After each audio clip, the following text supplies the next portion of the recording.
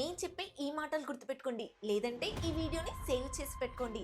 Redmi note 15 pro plus కనుక 35,000కి వస్తే ఇండియాలో నోట్ సిరీస్లో ఇదే లాస్ట్ మొబైల్ అవుతుంది. ఎందుకంటే hi hello friends, welcome back to our channel Priyanka tech news. మరో కొత్త ఇన్ఫర్మేటివ్ వీడియోకి మీ అందరికీ స్వాగతం. లాస్ట్ టైమే Redmi note 15 pro plus video అయితే చేశాము. మళ్ళీ ఇప్పుడు ఎందుకు చేస్తున్నానా అని మాత్రం అనుకోకండి.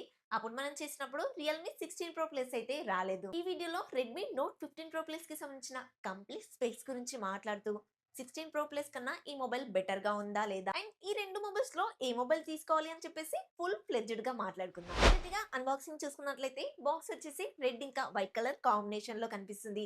బాక్స్ పైన రెడ్మీ నోట్ 15 ప్రో ప్లస్ అని అయితే కనిపిస్తుంది. బాక్స్ ఓపెన్ చేసే మొదటిగా మరొక బాక్స్ అయితే ఉంది. దాంట్లో కేస్ ఉంది, పేపర్ వర్క్ ఉంది, సిమ్ ఎజెక్షన్ టూల్ కూడా ఉంది.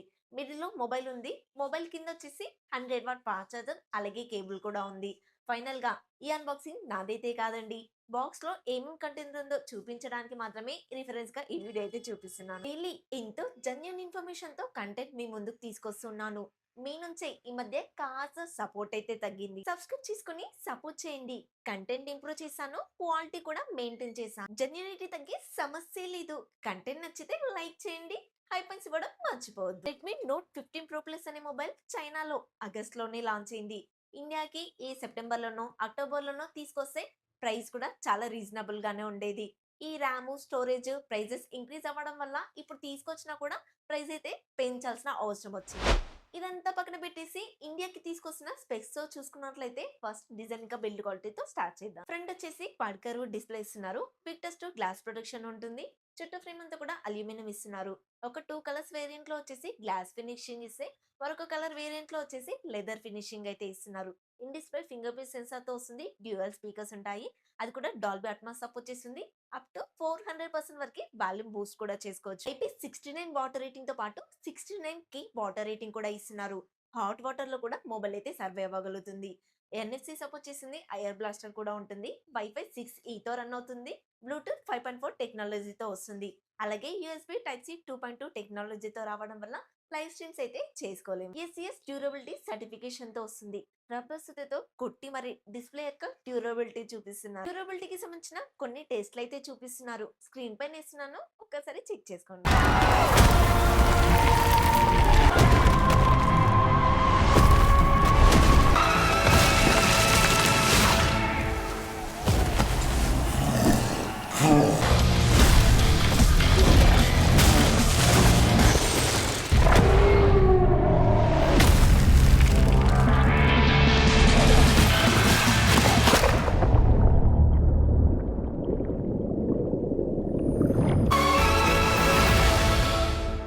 లాస్ట్ ఇయర్ కెమెరా డిజైన్ తో కంపేర్ చేస్తే ఈసారి కెమెరా డిజైన్ లో పెద్దగా చేంజ్ ఏం లేదు.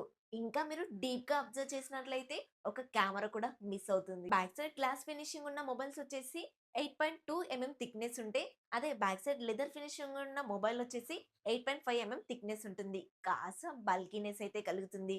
అండ్ 208 గ్రామ్స్ వెయిట్ అయితే ఉంటుంది. అండ్ దీనికి క్లియర్ కేస్ కాకుండా రబ్బర్ కేస్ అయితే ఇచ్చారు. డిజైన్ ని కాస్త డౌన్ గ్రేడ్ చేస్తుంది. ఫైనల్ గా డిజైన్ ఇంకా బిల్డ్ క్వాలిటీలో చూసుకున్నట్లయితే అన్ని ఉన్నాయి. లాస్ట్ ఇయర్ తో కంపేర్ చేస్తే పెద్దగా డిజైన్ విషయంలో చేంజ్ కూడా కనిపించదు. మరి మారింది ఏంటయ్యా అంటే కర్వ్ డిస్ప్లే నుంచి క్వాడ్ కర్వ్ డిస్ప్లే లోకి మారారు. And back side camera design ని కాస్త పెద్దగా చేశారు. రెడ్మీ వాళ్ళు ఈ చెత్త పని ఎందుకు చేశారో అర్థం కాలేదు. లాస్ట్ టైం అయినా సరే టెలిఫోటో లెన్స్ కెమెరా తీసుకొచ్చారు. ఈసారి ఆ టెలిఫోటో లెన్స్ కెమెరా కూడా తీసేసి ఇంకా ఓవర్ ప్రైస్ పెట్టారు. బ్యాక్ సైడ్ వచ్చేసి కేవలం 2 కెమెరాస్ మాత్రమే ఇస్తున్నారు. మెయిన్ కెమెరా వచ్చేసి 200 MP, అది కూడా సామ్సంగ్ వాళ్ళ HPE అనే సెన్సార్ అయితే వాడుతున్నారు. వీళ్ళు దీన్ని చాలా పెద్ద సెన్సార్ అని చెప్పుకుంటున్నారు. సరే, టెలిఫోటో లెన్స్ కెమెరా తీసేశారు కదా, అది చేయాల్సిన పనంతా కూడా మెయిన్ కెమెరాకి మెర్జ్ చేశారు. 1x, 1.2x, 1.5x, 2x అంతెందుకండి, 4x వరకు వెళ్ళినా కూడా మంచి ఫొటోస్ తో పాటు మంచి పోర్ట్రేట్ షాట్స్ కూడా తీసుకొచ్చని చెప్తున్నారు. వీళ్ళైతే ఆప్టికల్ లెవెల్స్ ఫొటోస్ వస్తాయని చెప్తున్నారు. కాకపోతే టెలిఫోటో లెన్స్ కెమెరా ఇచ్చుంటే ఇంకా ఎక్కువ జూమ్ చేసి కూడా మంచి ఫొటోస్ తీసుకోవచ్చు. 4x లో వీడియో రికార్డింగ్ చేసినా కూడా ఆప్టికల్ లెవెల్ స్టెబిలైజేషన్ ఉంటుంది అంటున్నారు. కానీ 4K 30fps లోనే వీడియో రికార్డింగ్ చేసుకోవచ్చు కాబట్టి స్టెబుల్ గా ఉండి వీడియో తీసే పర్లేదు, బాగానే వస్తుంది. కానీ మోతో వీడియో తీస్తానంటేనే ఆ వీడియో మళ్ళీ మీరు చూడడానికి కూడా ఇష్టపడరు. సెకండ్ కెమెరా వచ్చేసి 8 MP అల్ట్రా వైడ్ అయితే ఇస్తున్నారు. డే టైమ్‌లో మంచిగా పర్ఫార్మెన్స్ చేసింది కానీ, నైట్ టైమ్‌లోనే కొంచెం సాఫ్ట్ అయితే వస్తాయి. ఫ్రంట్ వచ్చేసి 32 ఎంపీ కెమెరా ఇస్తున్నారు. దీని నుంచి మాక్సిమం 1080 60 ఎఫ్‌పిఎస్ వరకి వీడియో రికార్డింగ్ చేసుకోవచ్చు. 32 ఎంపీ కెమెరా ఇస్తున్నారు కదా! 4కేలో వీడియో రికార్డింగ్ కేపబిలిటీ ఇచ్చుంటే బాగుండేది అనిపించింది. వీళ్ళైతే ఏఐ ఫిల్టర్స్ చాలానే ఉన్నాయని చెప్తున్నారు. అండ్ ఇమేజ్ క్వాలిటీ కూడా చాలా బాగుందని చెప్తున్నారు. కానీ నాకే ఆ రేంజ్‌లో పర్ఫార్మెన్స్ చేస్తుందా అనిపించింది. అలాగే ఏఐని బేస్ చేసుకొని కెమెరాలో కొన్ని ఫీచర్స్ కూడా ఉన్నాయి. వాటిని కూడా స్క్రీన్ పైన ఇస్తున్నాను. చూసేసేయండి. 6.83 ఇంచెస్‌కి సంబంధించిన క్రిస్టల్ రిజల్యూషన్ అమోలెడ్ డిస్‌ప్లే ఇస్తున్నారు. క్వాడ్ కర్వ్ డిస్‌ప్లే ఉంటుంది. 120 రిఫ్రెష్ రేట్ అయితే సపోర్ట్ చేస్తుంది. 1.5కి రిజల్యూషన్‌తో వస్తుంది. డాల్బీ విజన్ కూడా సపోర్ట్ చేస్తుంది. 3200 నిట్స్ పీక్ బ్రైట్‌నెస్ కలిగి ఉంటుంది. 1800 నిట్స్ హై బ్రైట్‌నెస్ అయితే కలిగి ఉంటుంది. ఇదొచ్చేసి 12 బిట్ ప్యానెల్ 68 బిలియన్ కలర్స్ అయితే ప్రొడ్యూస్ చేస్తుంది. పీడబ్ల్యూఎండి కూడా ఎక్కువగానే ఉంటుంది. నైట్ టైమ్ మీరు మొబైల్ వాడినా కూడా కళ్ళకైతే స్ట్రెయిన్ ఉండదు. అండ్ వైడ్ వన్ ఎల్1 సపోర్ట్ ఉంటుంది కాబట్టి ఓటీటీ కంటెంట్ అంతా కూడా ఫుల్ హెచ్డీలో చూడొచ్చు. అండ్ నెట్‌ఫ్లిక్స్ కూడా హెచ్‌డీఆర్‌లో ప్లే చేసుకోవచ్చు. డిస్‌ప్లేకి టీయూవీ సర్టిఫికేషన్ ఉంది. బ్లూ లైట్ ఇంకా ఫ్లిక్కర్స్ తక్కువగా ఉంటాయని సర్టిఫికేషన్ ఇచ్చారు. టచ్ శాంపిల్ రేటింగ్ కూడా చాలా ఎక్కువగానే చూపిస్తున్నారు. కానీ ఇది గేమింగ్ మొబైల్ కాదు కాబట్టి మాట్లాడాల్సిన అవసరం కూడా లేదు. ఓవరాల్ గా డిస్‌ప్లే కంటెంట్ చూడడానికి చాలా బాగుంటుంది. దీన్ని వీళ్ళు సన్‌లైట్ డిస్‌ప్లే అని కూడా పిలుస్తున్నారు. స్నాప్‌డ్రాగన్ 7 జెన్ 4 ప్రాసెసర్ ఇస్తున్నారు. 4 నానోమీటర్ మీద బిల్డ్ అయినప్పటికీ కూడా LPDDR4X RAM technology, UFS 2.2 memory technology మాత్రమే ఇస్తున్నారు. చాలా ఔట్‌డేటెడ్ అనే చెప్పుకోవాలి. 115 తోనే రన్ అవుతుంది. HyperOS 2 తోనే వస్తుంది.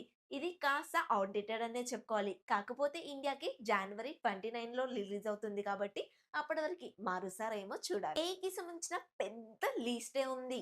మీకు కావాలనుకుంటే ఒక్క నిమిషం ఆపి చూసుకోండి. అప్డేట్స్ వచ్చేసి 4+6 ఇయర్స్ ఎక్స్‌పెక్ట్ చేయొచ్చు. ఎందుకంటే రీసెంట్‌గా వచ్చిన రెడ్మీ నోట్ 15లో కూడా సేమ్ అంతే ఇచ్చారు. HyperOS వచ్చేసి iOS లాగానే ఉంటుంది.